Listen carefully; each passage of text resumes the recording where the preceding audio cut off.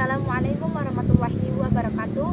Izin memperkenalkan diri, nama saya Putri Ratnasari, NPM 2121020089, jurusan Hukum Tata Negara kelas D semester 4. Di sini saya akan mempresentasikan materi yang berjudul Pendekatan Filsafat Hukum, Ilmu Sosial. Materi yang pertama yaitu ilmu hukum. Beberapa pendapat mengatakan bahwa karena filsafat hukum merupakan bagian khusus dari filsafat pada umumnya, maka berarti filsafat hukum hanya mempelajari hukum secara khusus, sehingga hal-hal non-hukum menjadi tidak relevan dalam pengkajian filsafat hukum. Sebagai filsafat hukum tunduk pada sifat-sifat, cara-cara, dan tujuan-tujuan dari filsafat pada umumnya.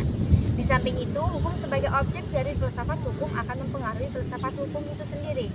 Dengan demikian, secara timbal balik antara filsafat hukum dan filsafat saling berhubungan. Secara sederhana, dapat dikatakan bahwa filsafat hukum adalah cabang filsafat, yaitu filsafat tingkah laku atau etika, yang mempelajari hakikatnya hukum. Dengan perkataan lain, filsafat hukum adalah ilmu yang mempelajari hukum secara filosofis.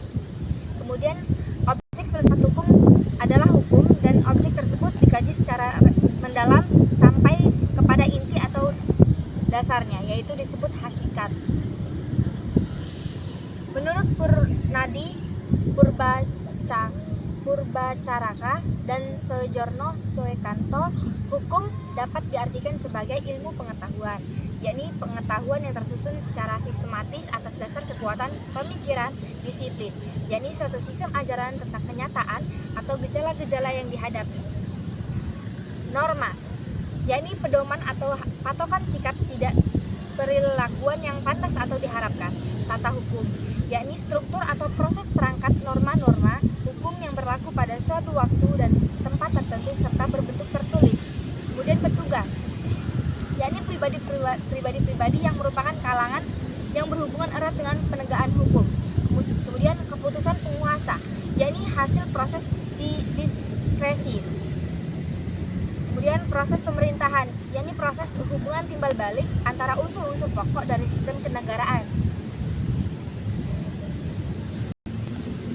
Sikap tindak ajak atau perilakuan yang teratur, yakni perilakuan yang diulang-ulang dengan cara yang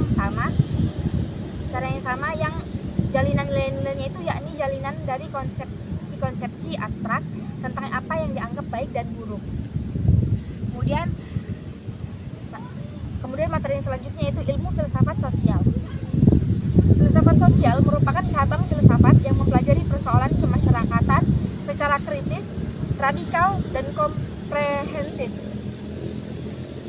Sejak Plato dan Aristoteles, kajian terhadap persoalan-persoalan kemasyarakatan sudah menjadi objek penelitian tersendiri. Menurut Plato dan Aristoteles, susunan masyarakat mencerminkan susunan kosmos yang abadi. Manusia berkewajiban untuk menyesuaikan diri dengan susunan itu dan menaati demi keselamatannya. Kalau tidak, ia akan menghancurkan dirinya. Pada abad pertengahan, masyarakat Eropa masih memperlihatkan pada pola dasar yang sama, hanya sekedar mengoreksi terhadap paham Plato dan Aristoteles. Paham tentang otonomi kosmos diganti dengan paham heteronominya, yaitu kepercayaan bahwa kosmos tidak berdiri sendiri, tetapi bergantung pada kemahakuasaan Allah. Ketertiban kosmos itu suatu ketertiban yang telah diciptakan. Kemudian materi yang selanjutnya yaitu perubahan hukum dan sosial. Proses terjadinya perubahan-perubahan pada masyarakat di dunia pada dewasa ini merupakan suatu gejala yang normal, yang pengaruhnya menjalar dengan cepat ke bagian-bagian lain di dunia. Antara lain berkat adanya komunikasi modern dengan taraf teknologi yang berkembang dengan pesatnya. Penemuan-penemuan baru di bidang teknologi terjadi suatu revolusi, modernisasi pendidikan, dan lain-lain. Kejadian yang di suatu tempat dengan cepat dan dapat diketahui oleh masyarakat yang bertempat tinggal jauh dari pusat terjadinya peristiwa tersebut. Perubahan-perubahan dalam masyarakat dapat mengenal nilai-nilai, kaidah-kaidah, pola-pola perilaku, organisasi, struktur lembaga-lembaga sosial, stratifikasi sosial, kekuasaan, interaksi sosial, dan lain sebagainya. Kemudian materi selanjutnya mengenai faktor yang mempengaruhi terjadinya perubahan sosial. Pada umumnya dapat dikatakan bahwa sebab-sebab terjadinya perubahan-perubahan sosial dapat bersumber pada masyarakat itu sendiri. Dan ada yang letaknya di luar masyarakat tersebut, yaitu yang datangnya sebagai pengaruh dari masyarakat lain atau dari alam sekelilingnya. Sebab-sebab yang bersumber dari masyarakat itu sendiri adalah antara lain bertambah atau berkurangnya penduduk, penemuan-penemuan baru, pertentangan dan terjadinya revolusi. Suatu perubahan sosial dapat bersumber pada sebab-sebab yang berasal dari luar masyarakat tersebut, misalnya sebab-sebab yang berasal dari lingkungan alam, peperangan, pengaruh kebudayaan masyarakat lain, dan sebagainya.